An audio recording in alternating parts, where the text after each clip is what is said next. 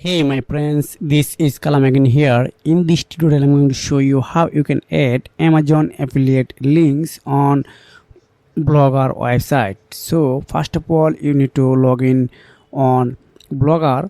So you can see I am on my website right now, so I want to add an Amazon affiliate link right now. So first of all, your destination which you want to add.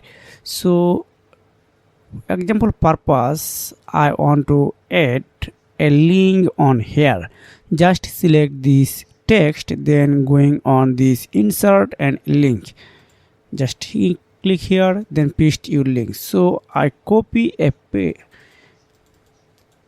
this is my affiliate link. For example, just paste, then open this link in new window. Just click on here, then click on apply, again click on bold. Okay, it's really good and nice. So just click on preview. Your Amazon affiliate link are absolutely safe here.